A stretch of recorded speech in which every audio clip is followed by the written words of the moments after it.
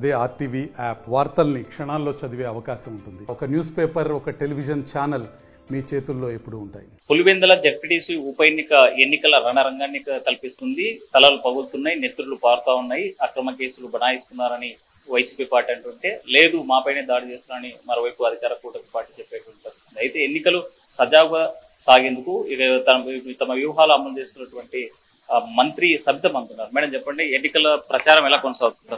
నమస్కారం అండి, చెప్పండి. మేము ప్రజాస్వామ్యబద్ధంగా ఎన్నికలు జరుపుతున్నాం అన్న విషయం మీకు అందరికీ తెలుసు. వాళ్ళు ఫ్లెక్సీలు చింపటం ప్రజలందరూ చూశారు. అదేవిధంగా వైసీపీ పార్టీ నుంచి తెలుగుదేశం పార్టీ ఒక సంవత్సరంలో చేసిన అభివృద్ధి కార్యక్రమాలన్నీ చూసి ఈ రాష్ట్రం అభివృద్ధి జరగాలన్నా, పులివెందుల అభివృద్ధి జరగాలన్నా తెలుగుదేశం పార్టీతోనే సాధ్యమవుతుంది, ముఖ్యమంత్రి చంద్రబాబు నాయుడు గారితోనే సాధ్యమవుతున్న విషయం తెలుసుకొని కొంతమంది వైసీపీ పార్టీ వాళ్ళు టీడీపీలోకి చేరారు. మరి టీడీపీలోకి చేరిన వారిని ఏ విధంగా బెదిరించారో ఫోన్లతో సహా మేము ఆధారాలతో సహా మేము చూపించామన్న విషయం మీకు తెలియజేస్తున్నాం. అంతేకాకుండా మరి ఎవరిని రెచ్చగొడుతున్నారో క్లారిటీగా, వాళ్ళ నాయకులు ఏ విధంగా రెచ్చగొడుతున్నారో, మరి అదే విధంగా క్యాడర్ కూడా ఈరోజు అదే విధంగా రెచ్చిపోతున్నారు అన్న విషయం మీకు అందరికీ తెలుసు.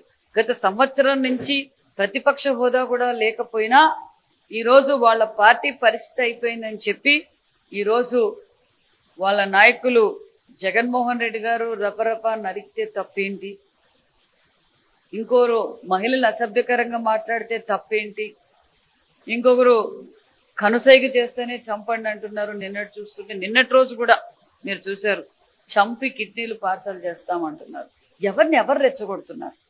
మేము ప్రజాస్వామ్యబద్ధంగా ఎన్నికలు జరుపుతున్నాం. మేము గతంలో వాళ్ళు స్థానిక ఎన్నికలు ఎలా చేశారో మీరు అందరూ చూశారు. మరి ఈ రోజు మేము ఇంటింటికి వెళ్ళి ప్రజాస్వామ్యబద్ధంగా ఈ సంవత్సరం లోపల మేము ఈ రాష్ట్రాన్ని అభివృద్ధి చేస్తున్నాం, పులివెందులను కూడా అభివృద్ధి చేస్తున్నాం. పులివెందుల్లో గత 5 ఏళ్లుగా జరిగిన అభివృద్ధి ఈ రోజు మళ్ళీ మేము అభివృద్ధి కూడా చేసాం, మాకు ఓటేయండి అని అడుగుతున్నాం బ్రదర్. అంతే తప్ప మేము ఎక్కడ అక్రమ కేసులు పెట్టే అలవాటు మాకు లేదు, ఎక్కడ అక్రమ కేసులు పెట్టలేదు. మా వాళ్ళ పేరు మీద కూడా 307 కేసులు కట్టారు టీడీపీ కార్యకర్తల పైన.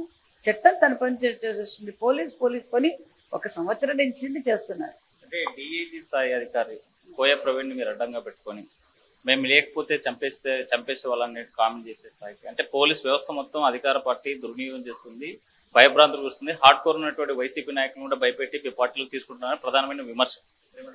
హార్డ్ కోర్ అన్న వాళ్ళు ఎట్లా వస్తారండి? హార్డ్ కోర్ అన్న వాళ్ళు ఎలా వస్తారంటే పార్టీ అభివృద్ధి చేస్తోంది, ఈ రాష్ట్రం అభివృద్ధి బాటలో వెళ్ళాలంటే మనం కూడా దానికి సహకరించాలి అనే ఉద్దేశంతో వస్తున్నారు. మరి డిఐజీ గారిని అడ్డం పెట్టుకొని తెలుగుదేశం పార్టీ రాజకీయం చేసేటట్లయితే నామినేషన్లే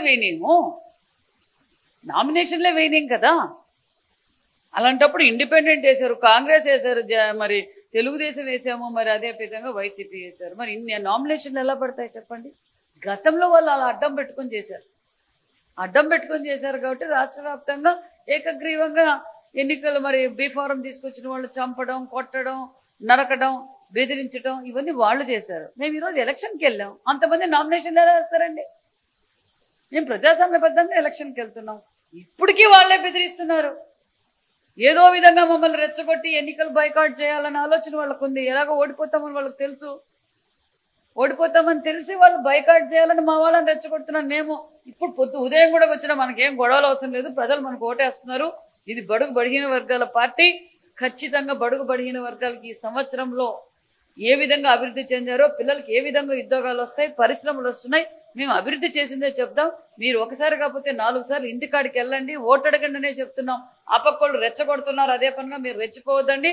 మనం అభివృద్ధి చేసాం, అభివృద్ధి కార్యక్రమాల విషయాలు మాత్రమే ప్రజలకు చెప్పండి అని మేము ఓటు అడుక్కుంటున్నాం. ఓటే భయం పట్టుకుంది కాబట్టి ఊరూరికి ఒక ఎమ్మెల్యేను మంత్రుల స్థాయిని పెట్టి అక్కడ ఉన్నటువంటి వాళ్ళని భయపెడుతున్నాను.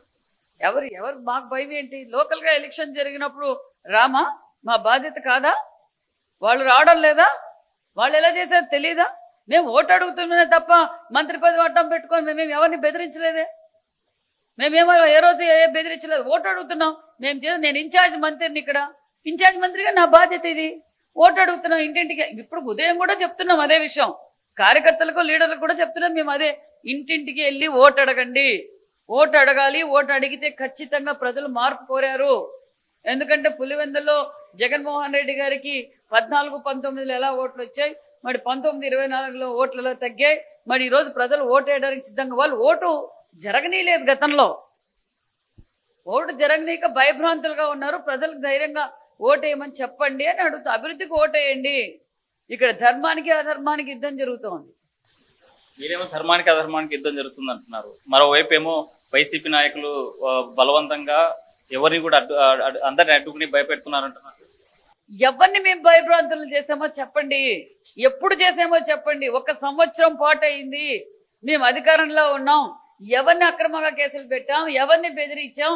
చట్టం తన పని చేస్తుంది. తప్పులు చేస్తున్న వాళ్ళని కూడా చట్టం వదిలేయాలా, అది మా బాధ్యత. అంటే మీకు భయమే లేకుంటే ఇక్కడ ఉన్నటువంటి స్థానిక అంటే కొంత బూతులు, పోలింగ్ బూతులు మారుస్తున్నారుగా. మేమేమీ మార్చలేదు. ఏమంటారు, మేము ప్రజాస్వామ్యబద్ధంగా ఎన్నికలు పోవడానికి సిద్ధంగా ఉన్నాం. ఫైనల్ గా ఈ నియోజకవర్గ ప్రజలకు ఏం చెప్పవచ్చు? ఖచ్చితంగా రాష్ట్రం అభివృద్ధి జరుగుతోంది. పులివెందులు కూడా అలాగే అభివృద్ధి జరుగుతోంది. ప్రజలు కోరుకున్న ప్రభుత్వాన్ని ఏదైతే సంపూర్ణమైన మెజార్టీ ఇచ్చారో ఆ నమ్మకాన్ని మేము నిలబెట్టుకున్నాం. అన్ని సూపర్ 6 పథకాలు కూడా అన్ని అమలు పరిచాం.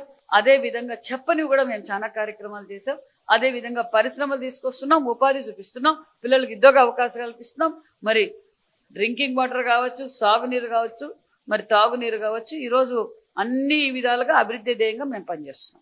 మొత్తంగా చూసుకుంటే అభివృద్ధి కోసం పనిచేస్తున్నాం. అభివృద్ధి కోసం పనిచేసేటువంటి పార్టీకి పట్టం కట్టేందుకు ప్రజలు కూడా సిద్ధంగా ఉన్నారని మంత్రి సబిత చెప్పేటువంటి పరిస్థితి. వేడిజాల చంద్రశేఖర్తో హుస్సేన్, RTV, పులివెందుల నుండి. తెలుగులో ఫాస్టెస్ట్ న్యూస్ ఇప్పుడు కొత్త అవతారంలో 5 సెకండ్లోనే పూర్తి వార్తా సమాచారం మీ చేతిలో. సోషల్ మీడియా ట్రెండ్స్ మీ కళ్ళ ముందుకే live TV and voice search options తో ఇప్పుడే డౌన్లోడ్ చేయండి. యాప్ లింక్ డిస్క్రిప్షన్ లో ఉంది.